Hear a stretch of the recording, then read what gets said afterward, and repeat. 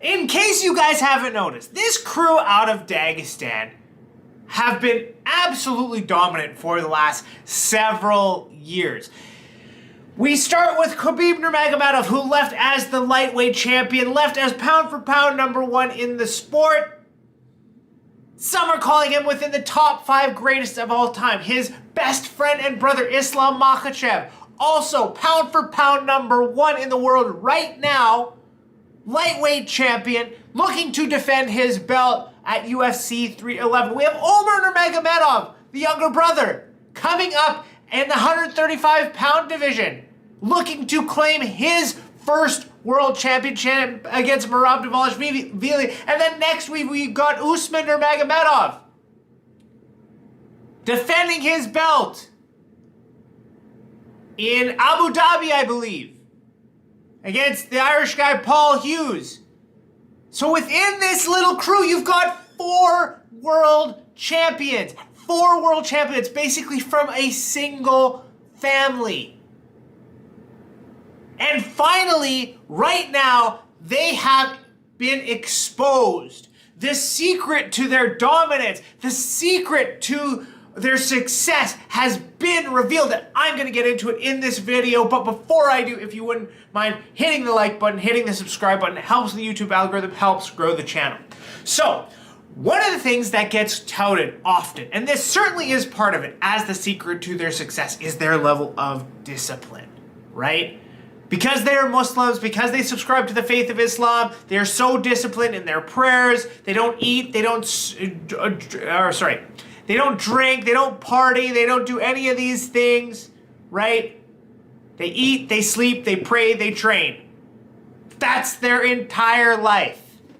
Obviously with some exceptions, but the vast majority of their time is spent doing exactly that. Eating, sleeping, training, repeating, and praying, right?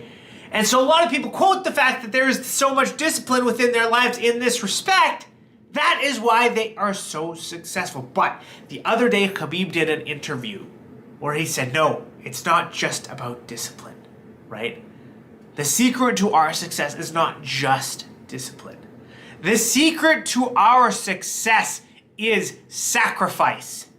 Sacrifice, right? And then he goes on to talk about someone who's been with that Dagestani crew, learning to train and work and just do all these things, from Mexico.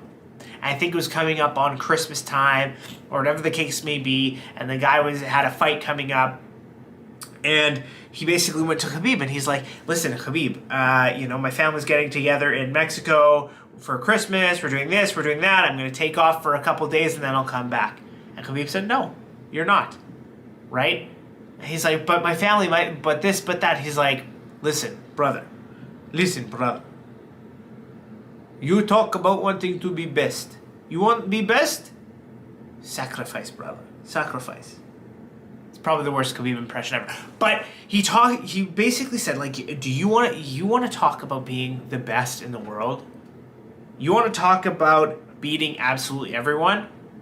You have to sacrifice, right? It's not just about being disciplined and doing the same things that you need to do to win day in and day out, but giving up some of the greatest pleasures, some of the things that you look forward to most in life so that you can be the best in the world. And then I started to think about it, and like, this is true, right? If you look, Usman Nurmagomedov, his son was like just born, and he's naming him Abdul Manap, which is beautiful. But he, newborn baby, doesn't get to see him because he's in camp and he's training to fight for the championship, right? Islam Makhachev, I believe on more than one occasion, he's had to leave his wife and kids behind, like when they're brand new newborns and things like that, to go train, to go compete, to go do what he has to do to be the absolute best in the world.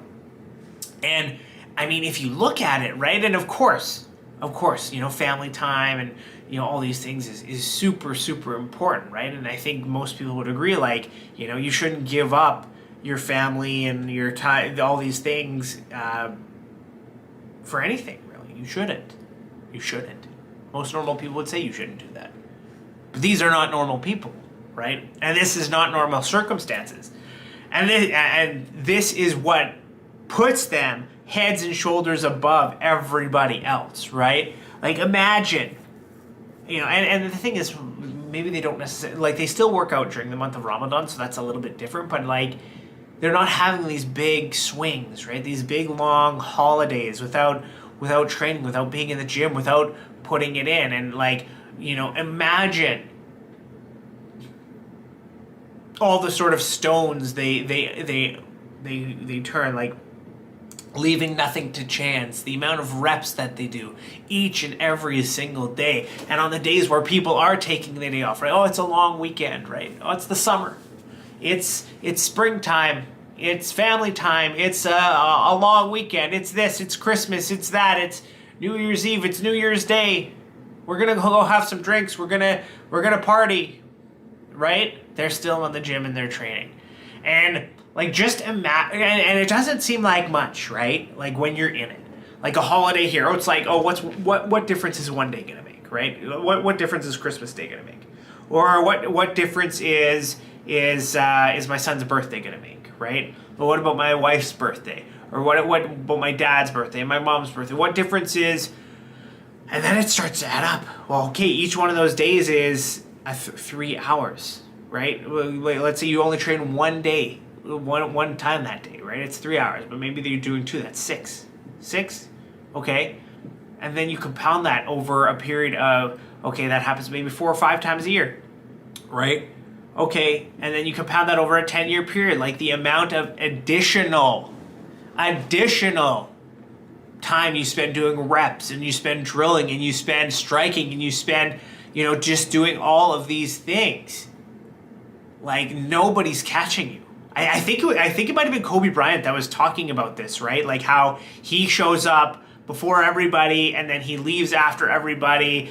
People practice 2 hours a day, but he adds in another hour of practice or one more session over everybody else. Like, he gets up at 6 a.m., does his own little practice, then he did like at 10 a.m., and then he's like, if I repeat this every day kind of throughout the year, right, after 1 year passes, I have such an insurmountable lead on them that they are never catching me, right? They are never catching me. And this is just it. This is exactly kind of the same thing, right?